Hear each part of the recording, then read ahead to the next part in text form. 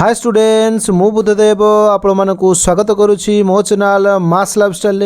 आज आम देखा नवम श्रेणी समर भेकेशन हॉलिडे होमवर्क जो 2026 रे नुआ क्वेश्चन दि जाइए से क्वेश्चन सहित आंसर आलोचना करवा। क्वेश्चन रही आम साहित्य जो रही 6टी प्रश्न से 6टी प्रश्न मध्य समस्त प्रश्नर उत्तर आम आलोचना करवा।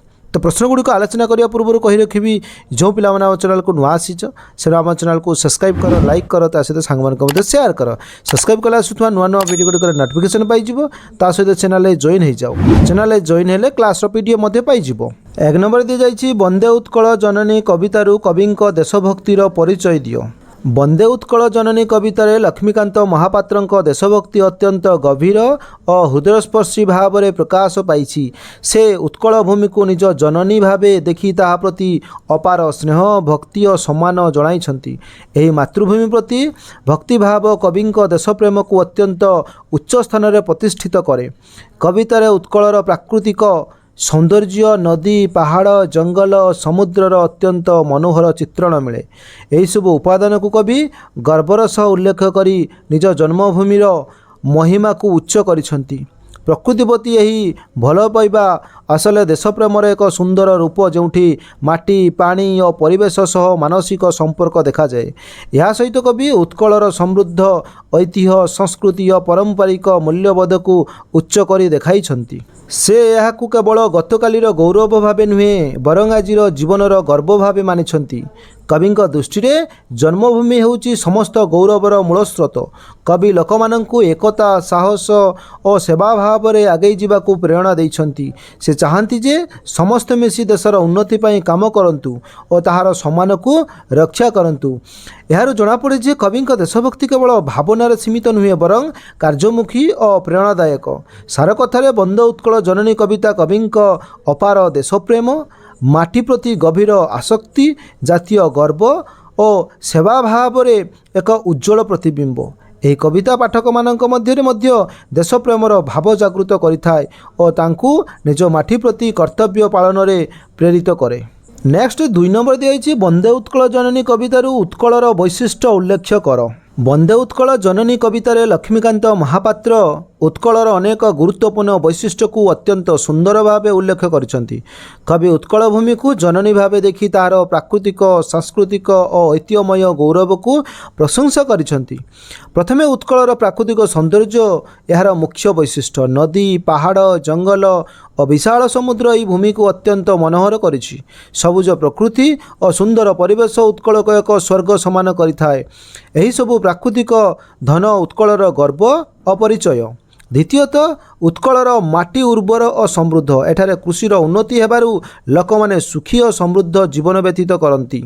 धान और अन्यान्य फसल उत्पादन एठारे अर्थनीति को शक्तिशाली करे। तृतीयतः उत्कलर संस्कृति और पारंपरिकता अत्यंत पुरातन और समृद्ध। एठारे भाषा साहित्य नृत्य पर्वपर्वाणी एहाकू विशेष मर्यादा देइछि। यह संस्कृति उत्कलर गौरव को संपूर्ण भाव प्रकाश करे। चतुर्थतः उत्कलर लोक माने साहसी और परिश्रमी और देशप्रेमी। सेमाने निज माटी को भल पाई यार उन्नति पाई निष्ठार सह काम करती। सेमानकर एकता और सहयोग भाव देश को शक्तिशाली करे। पंचमतः उत्कलर ऐतिह्य और गौरवमय अतीत मध्य यार एक मुख्य वैशिष्ट्य। पुरातन समय यही भूमि ज्ञान संस्कृति और साहसर केन्द्र रही। सार कथारे वंदे उत्कल जननी कविता माध्यम उत्कलर प्राकृतिक सौंदर्य उर्वर माटी समृद्ध संस्कृति साहस लोक और गर्वमय ऐतिह्यर एक सुंदर चित्र मिले। यही समस्त वैशिष्ट्य मिसी उत्कल को एक महान और गौरवमय भूमि में परिणत करिछि। नेक्स्ट 3 नंबर दी जाइछि स्वतंत्र उत्कल प्रदेश गठन थिला ओडिशा अस्मितार एक परिचय। यही प्रसंग को वर्णना करी सांग निकट को पत्र लेख। देख पत्र लेखनटी देखनी। प्रिय सांग बुबू तुम्हें केमिति अछ? आशा करुछि भल अछ। मौसा मौसी को मोर प्रणाम जणाइब। आज मु तुमको स्वतंत्र उत्कल प्रदेश गठन विषय किछि कहबाकू चाहूँगी। 1936 मसीह उत्कल प्रदेश गठन हेबा ओडिया जाति पई एक बड़ ऐतिहासिक घटना थिला। ଏହା ପୂର୍ବରୁ ଓଡ଼ିଆ ଭାଷାଭାଷୀ ଲୋକମାନେ ବିଭିନ୍ନ ପ୍ରାନ୍ତରେ ବିଭକ୍ତ ଥିଲେ। ଏହା ଫଳରେ ତାଙ୍କର ଭାଷା ସଂସ୍କୃତି ଓ ପରିଚୟ ହାନିର ସମ୍ମୁଖୀନ ହେଉଥିଲା। ଏହି ସମସ୍ୟାର ସମାଧାନ ପାଇଁ ମଧୁସୂଦନ ଦାସ ଓ ଅନ୍ୟାନ୍ୟ ନେତାମାନେ ଦୀର୍ଘ ସଂଗ୍ରାମ କରିଥିଲେ। ଶେଷରେ ଏକ ସ୍ୱତନ୍ତ୍ର ଉତ୍କଳ ପ୍ରଦେଶ ଗଠିତ ହେଲା, ଯାହା ଓଡ଼ିଆ ଅସ୍ମିତାକୁ ସୁରକ୍ଷିତ ଦେଲା। ଏହି ଗଠନ ଦ୍ୱାରା ଓଡ଼ିଆ ଭାଷାକୁ ସମ୍ମାନ ମିଳିଲା, ସଂସ୍କୃତିର ଉନ୍ନତି ହେଲା ଓ ଲୋକମାନେ ନିଜ ପରିଚୟକୁ ଗର୍ବର ସହିତ ଦେଖିବାକୁ ଲାଗିଲେ। ଏହା ଓଡ଼ିଆମାନଙ୍କର ଏକତା ଓ ସ୍ୱାଭିମାନର ପ୍ରତୀକ ହୋଇ ରହିଛି। ଏହି ଘଟଣା ଆମକୁ ଆମ ଭାଷା ଓ ସଂସ୍କୃତି ପ୍ରତି ସମ୍ମାନ ଓ ଗର୍ବବୋଧ କରାଏ। ଆମେ ମଧ୍ୟ ଏହାକୁ ସୁରକ୍ଷା କରିବା ଆମର କର୍ତ୍ତବ୍ୟ। ଏଠିରେ ଶେଷ କରୁଛି। ଶୀଘ୍ର ତୁମର ଉତ୍ତର ପାଇବାକୁ ଆଶା କରୁଛି। ତୁମର ସ୍ନେହର ବିଜୁ। ତାପରେ ତୁମେ ଏପଟେ ଲେଖିବ ପ୍ରେରକ, ସେପଟେ ଲେଖିବ ପ୍ରାପ୍ତେଷୁ। ନିଜ ନିଜର ଠିକଣାକୁ ଠିକ୍ କରି ଲେଖିଦେବ।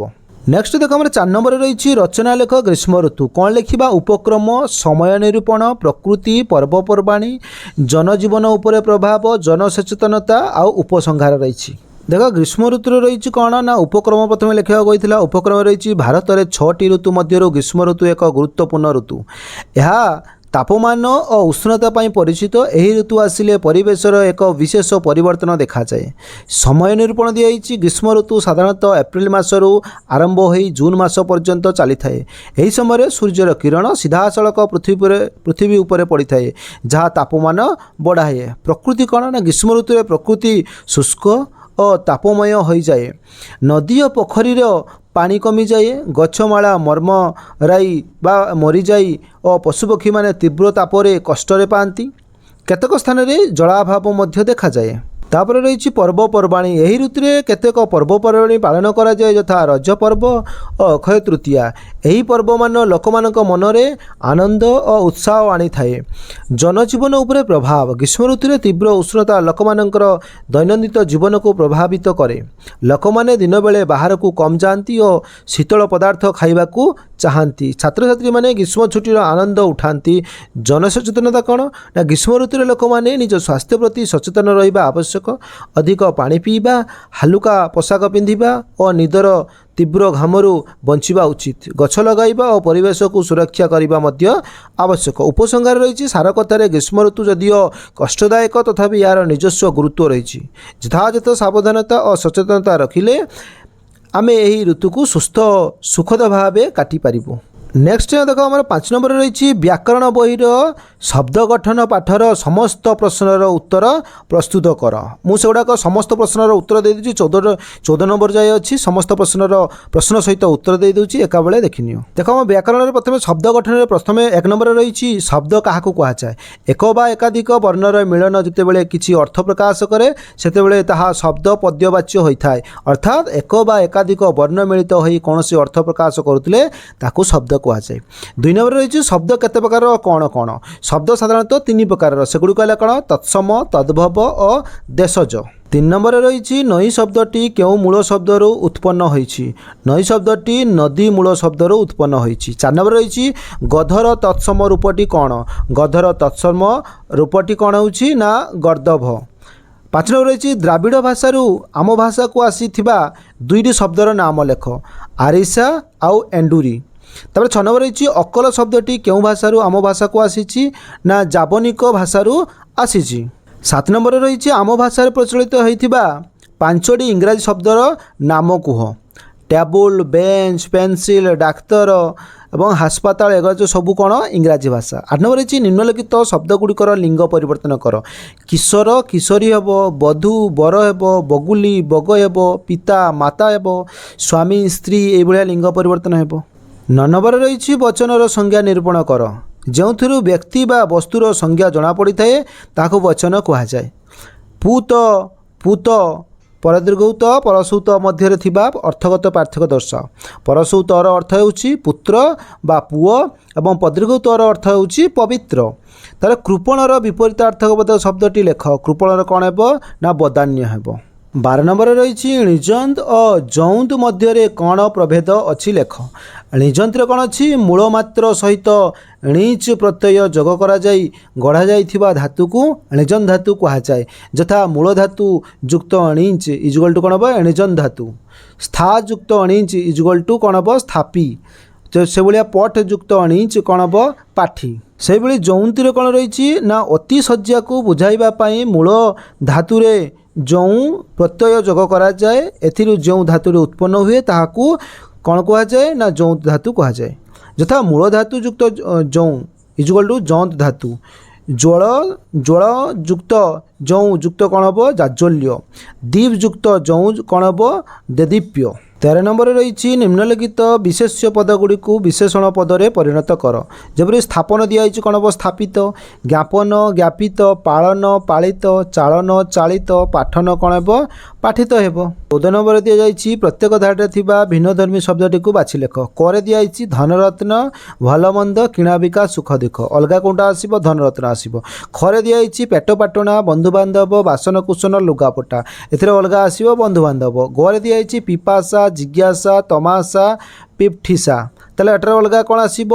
तमाशा ही अलगा आसब नेक्स्ट आमर 6 नंबर रही कांतकवि लक्ष्मीकांत समसामयिक कवि मानकर नाम एक सारणी प्रस्तुत करी सेमानकर साहित्य कृति गुड़ी को लेख कांतकवि लक्ष्मीकांत समसामयिक कवि माने और कृति कविंकर नाम दिखाई एपटे प्रमुख साहित्य कृति लक्ष्मीकांत महापात्र रही कौन कंठ कविता वनश्री झरणा चित्रलेखा से भली नंदकिशोर बलंकर रही पल्लीचित्र कणिका ग्राम्य चित्र गंगाधर मेहर रही तपस्विनी किचकपद प्राणायाम अयोध्या दृश्य मधुसूदन राव रही वर्णबोध ऋषिप्रभा शिक्षासार राधानाथ राव कौन रही ना चंद्रभागा दरबार महाजात्रा नंदिकेश्वरी फकीरमोहन सेनापति से भाया रही कौन रेवती छमाण आठ गुंड मामू लछमा सच्चिदानंद राउतराय कौन रही ना पथेय वज्र कविता रक्तशिखा से भाया कालिंदी चरण पाणिग्राही कौन रही माटीर मनीष लुहार मनीष कविता बली तो ये तो सरला जहाँकि आमर